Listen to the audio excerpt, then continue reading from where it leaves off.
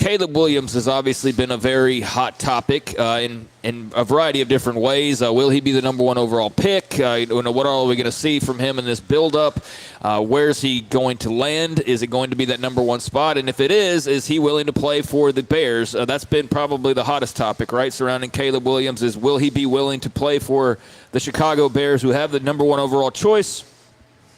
Or is he going to pull a John Elway or an Eli Manning and get his way ultimately to go play somewhere else? But Williams said in a recent interview with ESPN's Pete Thamel, if I get drafted by the Bears, I'll be excited. If they trade the pick and I get drafted by someone else, I'm just as excited. Speaking about Chicago, they have a talented team, a talented offense and defense. For anyone to be in that situation, I think they'd be excited. He went on to say, I'm not pushing any agenda. At the end of the day, we have got to get rid of that phrase in sports. At the end of the day, it is just so commonly used now. Matt Rule started it. Matt Rule used to say it all the time. I just hear it so often now that it jumps out to me. But at the end of the day, the Bears have the last say. Regardless of how I feel, I'm not pushing an agenda of, yeah, I want to go, or no, I don't want to go. I'm excited for whatever comes. So that was Caleb Williams on the rumors about whether or not he would be willing to play for Chicago. He seems to put out the fire, although if I get traded somewhere else, that'd be cool too. So I don't know what to believe really with that. I'm sure there's probably some level of he's the top pick. He can have his sway and his choice. He wouldn't be the first. I mentioned Eli Manning. I mentioned John Elway.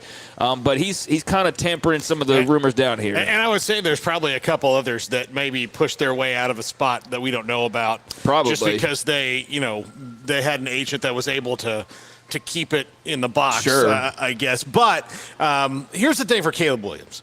The only thing you have going against you when you go to the Bears is the entire history of the Bears and their quarterbacks. They've never had. And it's cold. Yeah, and it's cold. You have that. And that might be why they've never had, because of the wind in the stadium and all that, they've never had that elite quarterback before.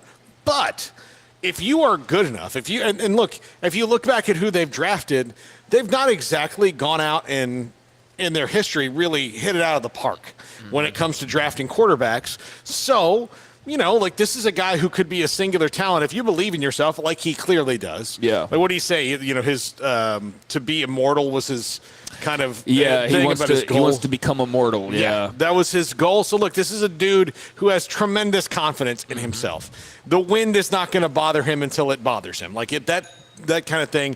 And Chicago is legit the best overall sports town in America. Yeah. We've all been there. It's a city that collectively loves every sport. They love everything. They love everything kind of equally. The Bulls are not more popular than the Bears, or the Cubs aren't more popular than the Blackhawks. It's that season. They love the teams that they love. They go out. They get in the community together. So if Caleb Williams becomes the dude in Chicago, heck, we had Lance Briggs on the show, and he was, he was a good player on their team, but not a Hall of Famer, and he's a legend there. He is a rock star in Chicago. So, again, it's a great place to be, and if you can be the guy who brings them up, they're going to build statues of you. Yeah, they're still in the midst of trying to figure out what their future stadium plans are, so for all we know, they could, I guess they're not going to go indoor, right? That's the one thing. I don't think that's going to be in the cards. So I guess that's part of the equation, but I can't imagine weather's is too much of a deciding factor. If you were lining up your favorite things from each category, I'm sure being based out in L.A. here most recently would love to be there. But he went on to say that he's watched videos lately of Michael Jordan and Walter Payton and said he would love to be the next athlete deified in Chicago, saying he's 22. I didn't get to really see those players. As the saying goes, the legends live on. That's my goal of playing football. It's not money. It's not fame. It's to be immortal, going to that quote you were talking about.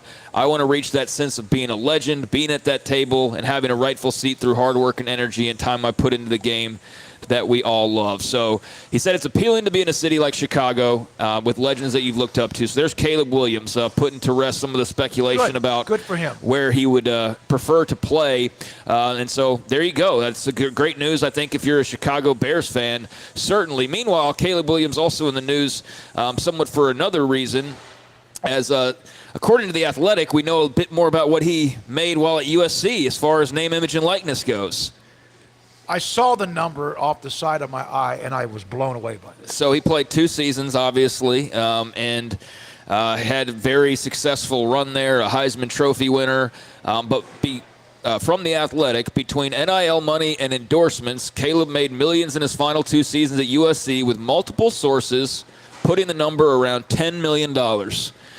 It wasn't like having a college quarterback on your roster, said a source close to USC. It was like having an NFL starting quarterback on your roster. So if you were wondering what kind of NIL money is getting thrown around for a high-profile transfer Heisman Trophy winner and all that comes with that, $10 million apparently for a couple of seasons is your going rate for a Caleb Williams, based on this report from The Athletic. Well, Dr. Pepper alone had to be a lot of money. Yeah, this isn't USC paying him directly. Yeah. This is Dr. Pepper and whoever else jumped in the fray, But $10 million. Because remember when we started hearing some of the numbers, and then it was kind of like neutered.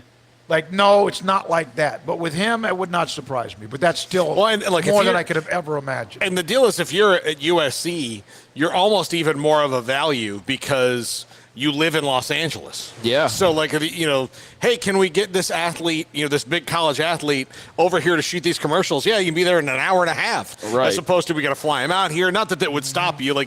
Bryce Young was the Dr. Pepper guy 2 years ago, and it was Caleb Williams this year. And, it's not going to be Jaden Daniels because he's not back, but I would assume that, someone like Quinn Ewers could be the Dr. Pepper guy or whatever it's going to be this year. So, yeah, I mean, that's not a big deal, but I would think that also is just proximity to the entertainment world helps out with that. Yeah, I would think so too. Although, there's not a breakdown here of how much is coming via the collective and how much is coming via Dr. Pepper and whatever representation that he has. But yeah, $10 million he made in the last couple of years. So he's not one of those that's going to get that big fat check from his rookie deal and all of a sudden not know what to do with the money. He's been making money, and pretty good money at that, for a little while now. Meanwhile, did y'all see, this is just something